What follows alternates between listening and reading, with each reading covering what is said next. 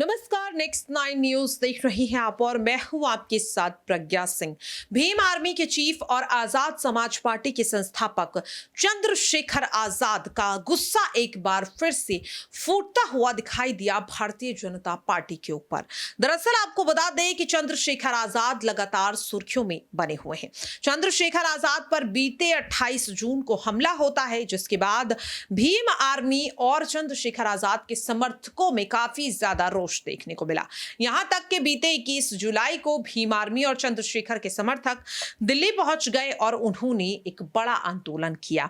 CBI जांच की मांग की जा रही थी और सीधे और साफ तौर पर कई बड़ी मांगे चंद्रशेखर आजाद ने भी रखी। लेकिन आपको बता दें कि हाथरस में हुए एक ऐसे जघन्य अपराध को याद करते हुए चंद्रशेखर आजाद काफी ज्यादा भावुक हो गए और भारतीय जनता पार्टी को एक आखिरी कड़ी चुनौती भी दे डाली। क्या कुछ कहते हुए चंद्रशेखर आजाद नजर आए, सुनिए जरा। महिला पहलवानों का इशू हुआ, ब्रजभूषण सिंह बीजेपी से जुड़े हुए कल जो है चार्जशीट भी उनके खिलाफ दायर, उन्होंने बहुत अच्छे बड़े बयान दिए, मेरे खिलाफ एक सबूत मिल जाएगा तो मैं फांसी चढ़ जाऊंगा, ये हो जाऊंगा। अब वो चढ़ेंगे नहीं चढ़ेंगे अलग बात है, ये उनका अपना वो है। लेकिन अब आप ये बताओ, अब उनके खिलाफ चार्जशीट लगी है, पुलिस उनकी है दिल्ली में, सेंटर में सरकार उनकी है, ये किसी विपक्ष के दबाव में तो नहीं हुआ। अब तक बीजेपी के एक लीडर का उन पर स्टेटमेंट क्यों नहीं आया? क्योंकि शोषण जिनके खिलाफ जिन लोगों ने एफआईआर दर्ज कराई है वो बहुत नामचीन चेहरे हैं, वो चेहरे जिन्होंने देश का नेतृत्व किया है दुनिया में जाकर और मेडल्स लेके आए। मैं इसलिए कह रहा था आरक्षण वाली बात को, जब सब एक विचारधारा के हो जाएंगे तो उन वर्गों का हित नहीं हो सकता, उनकी बात नहीं हो सकती।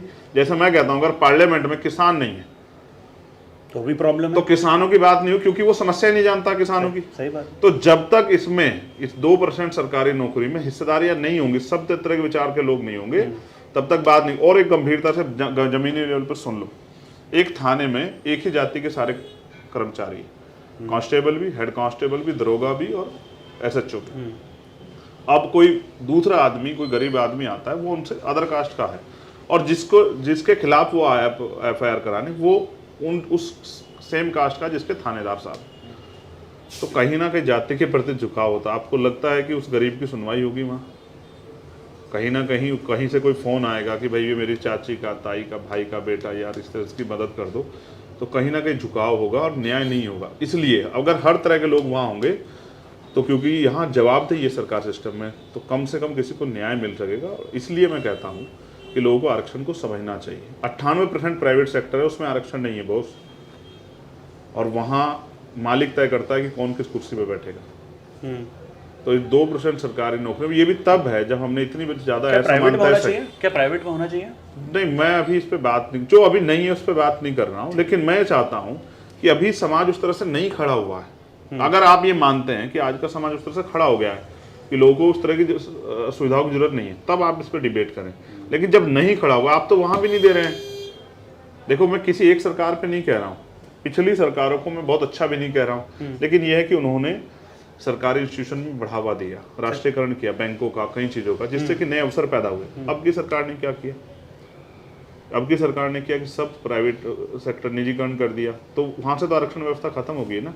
अब तो मालिक तय करेगा। अच्छा, वो रेट भी कितने करते? सरकार सिस्टम जनता के लिए तो हितैषी है ना। जैसे मैंने आज ही पढ़ा कि पहले 125 रुपए के टिकट में लखनऊ से गोरखपुर जाते थे, 5 घंटे लगते थे। अब आप वंदे भारत से जा सकते हैं, 800 से 1200 रुपए करीब किराया है और 4.25 घंटे लगेंगे। आप ये समझ रहे हैं किराया कितने गुना बढ़ गया? तो हमें जनता को सुविधा देनी है ना बॉस, ये जनता की जेब काटनी है। सरकार देखो, अमीरों पे भी वही टैक्स है, गरीबों पे टैक्स। अमीरों को छूट मिल जाएगी, उनके हजारों लाख करोड़ रुपए माफ हो जाएंगे, लेकिन गरीब किसान का नहीं होगा, आम आदमी का नहीं होगा। बिजली का उसका बिल अगर नहीं भरेगा तो उसका कनेक्शन भी काट दिया जाएगा, उसके खिलाफ मुकदमा में दर्ज होगा, वो जेल भी चला जाएगा। लेकिन आप बड़े बड़े पैसे वालों के, जो आपको चंदा देते हैं, उनका आप लाखों करोड़ रुपए माफ कर देंगे। इसका जवाब है सरकार के पास। आप कह रहे हैं कि जीडीपी बढ़ी है, इसका सच नहीं बताओगे किस वजह से बढ़ी है और किसकी बढ़ी है जीडीपी? आज ये जो यहाँ आप नहीं बताओगे चंद लोग बहुत पैसे वाले हो गए हैं और बहुत सारे लोग और गरीब हो गए, ये नहीं बताओगे?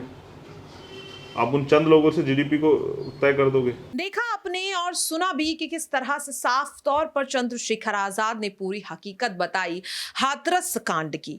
बता दें कि हाथरस में हुए इस जघन्य कांड ने हर किसी की रूह को कपाने का काम कर दिया था। भारतीय जनता पार्टी के खिलाफ कई विपक्षी दलों ने उस वक्त मोर्चा भी खोला और ऐसे में चंद्रशेखर आजाद एक बार फिर से इस मुद्दे को उठाने का काम करते हुए नजर आ रहे हैं, दावों पर दावे होते हुए भी नजर आ रहे। अब ऐसे में देखना यह होगा कि चंद्रशेखर आजाद ने ये जो बड़ी मांग रख दी है, इस पर आखिरकार क्या कुछ कहते हुए नजर आती है भारतीय जनता पार्टी।